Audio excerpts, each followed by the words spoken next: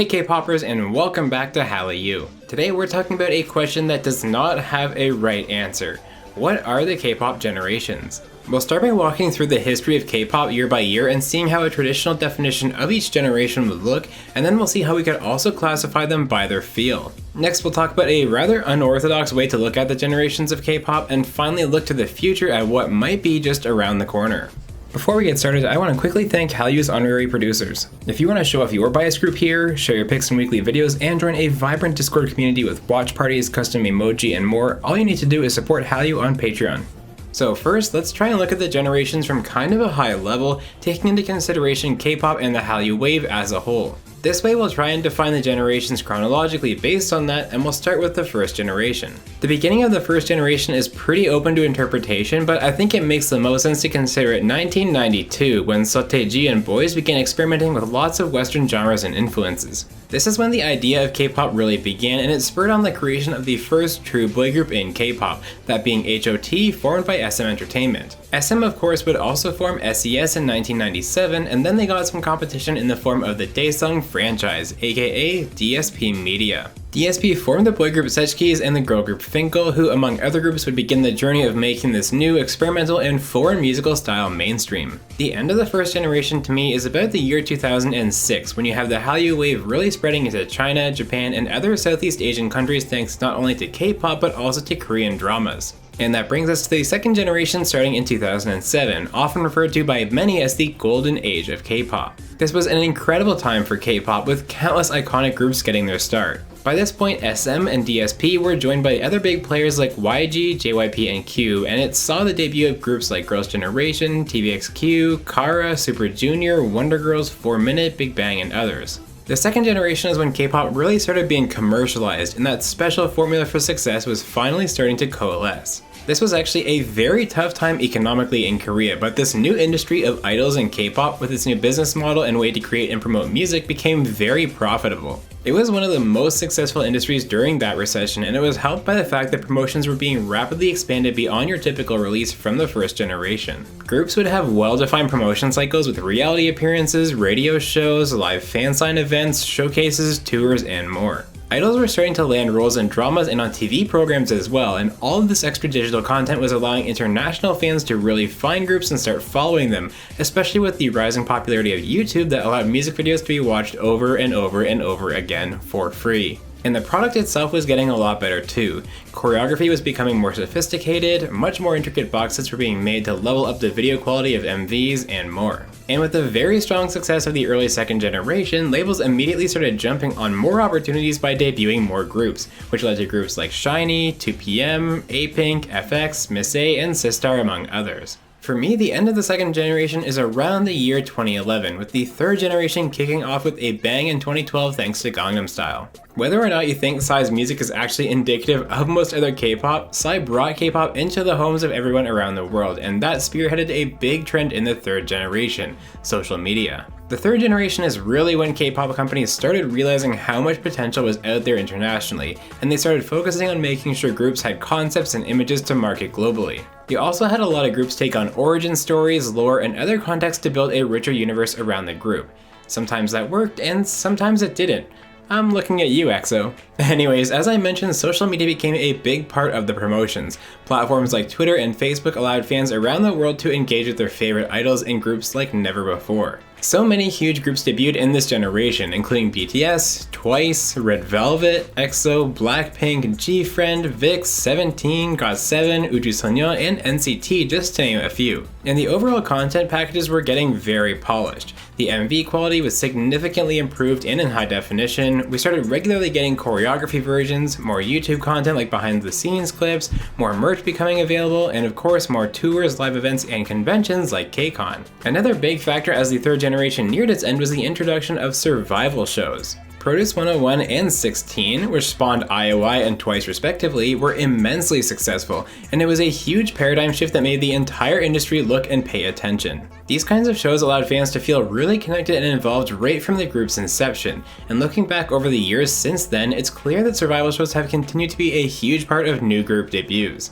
Now, I would consider roughly the year 2017 to be the start of the fourth generation, though this boundary is definitely the most fuzzy out of all of them. In the fourth generation, we're reaching the endgame of connectivity and global reach.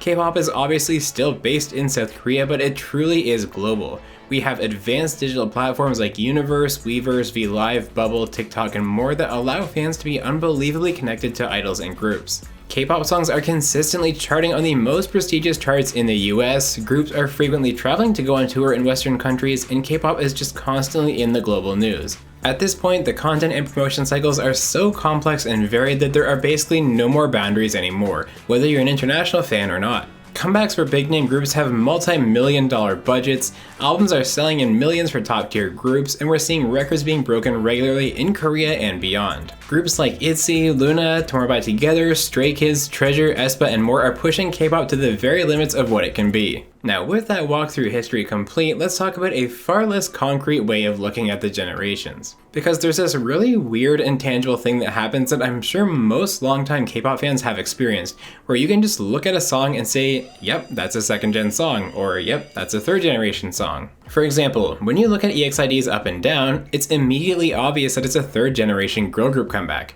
But why? And what about Super Junior's No Other? Again, you just immediately know it's second generation, but how? So that's what I want to try and talk about in this section. What sorts of overall feel and concepts are associated with each of the generations. And this definitely blurs the lines a bit compared to our previous look, because it's more of a transition when you have these overarching trends in K-pop, but nonetheless it's really interesting. So we'll start with Gen 1 once again. In this era, the budgets were very small and the music was pretty raw. Seo and Boys' initial draw on influences was more focused on hip-hop and R&B styles, so a lot of that carried over throughout the entire first generation.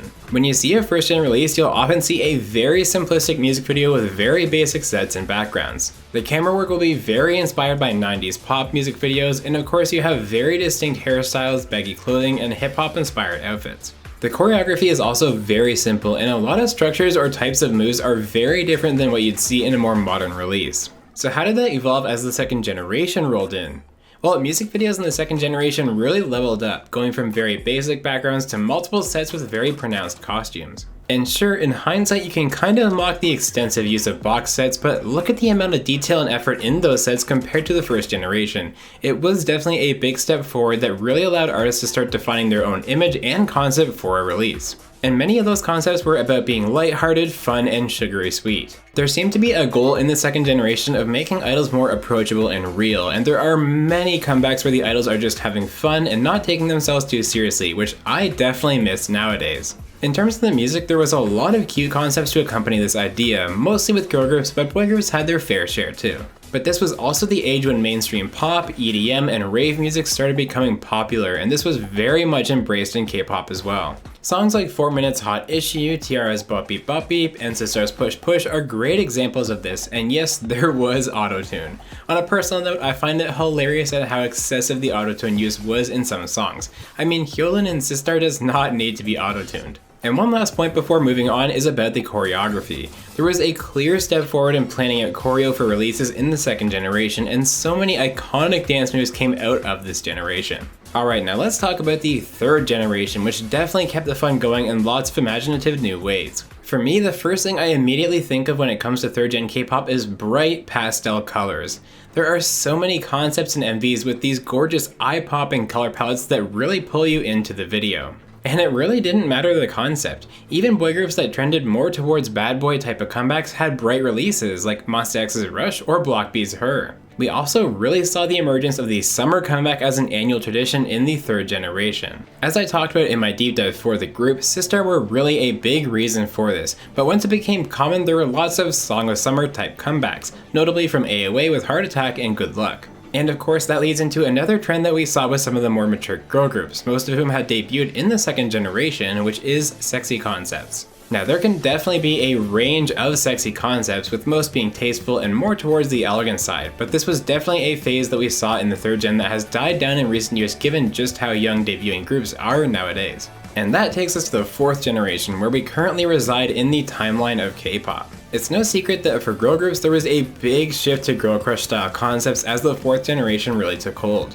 There was also especially notable debuts from groups like LOONA and Dreamcatcher who ushered in a whole new type of concept for girl groups to come back with. And of course, boy groups have turned everything up to 11 in this generation, with tons of heavy hitting beats and explosive choreographies that put previous generations dancing to shame. And I'd be remiss if I didn't talk about the retro phase that we've been enjoying for a long time now. Now admittedly, this kind of started in late 3rd gen as well, with songs like Dash Bet Someone Like You and Big Baby Baby coming to mind as great examples of that. But it was taken to the max in Generation 4, and we've seen a steady stream of releases with city pop vibes, heavy reliance on 80s synth pop, and more retro elements. I have personally loved this phase, with songs like Everglow's La Di Da and Twice's I Can't Stop Me consistently topping my own personal shortlists. We've also seen some absolutely incredible strides in quality that have made K-pop truly world class. From incredible and innovative technical choreographies, to bleeding edge camera techniques and cinematography, to high budget costumes and sets, 4th gen K-pop has really left every other genre's music videos in the dust.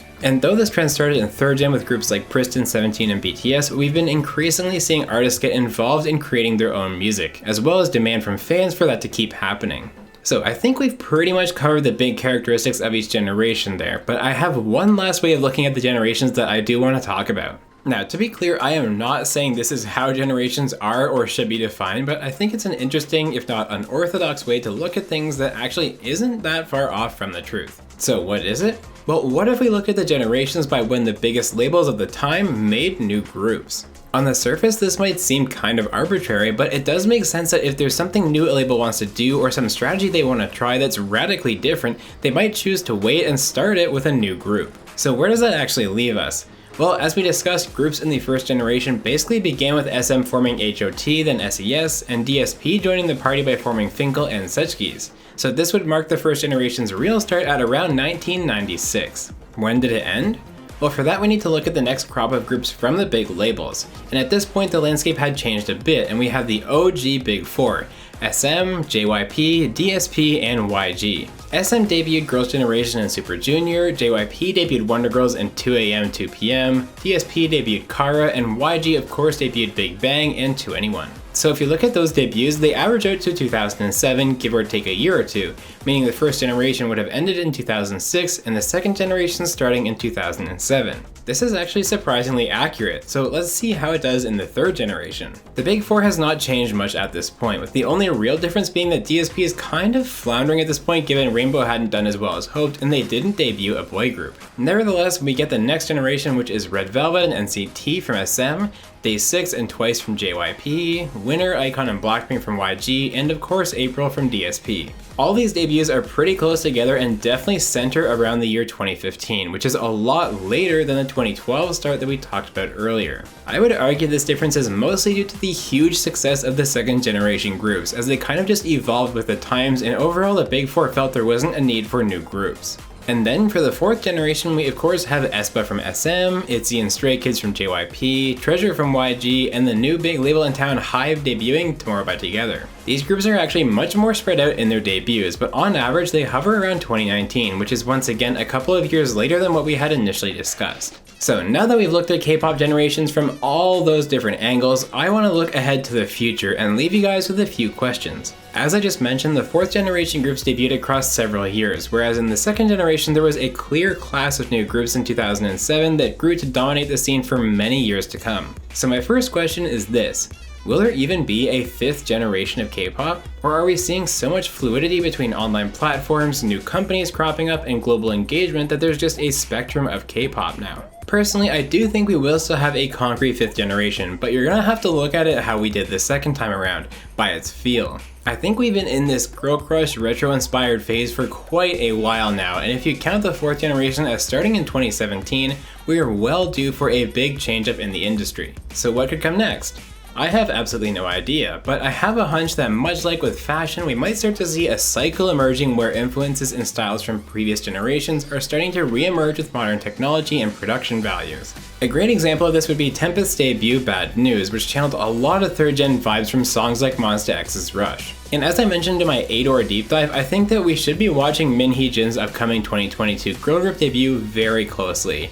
I really think, at least for girl groups, that that's going to be a big signal of what's to come given how much Minhee Jin has influenced K-pop trends in the past. We've also seen a ton of experimentation recently in musical style, and it makes me wonder if the next frontier that K-pop will conquer is something more focused on the music itself, since it's already conquered expanding around the entire world. So what do you think the future of K-pop holds? Are we on the verge of a new 5th generation? What's the next big thing in K-pop going to be? As always, thank you so much for watching this deep dive, and be sure to check back soon so you don't miss out on all the great K-pop content coming your way right here at Hallyu. This has been Deep Dive number 97, K-pop Generations.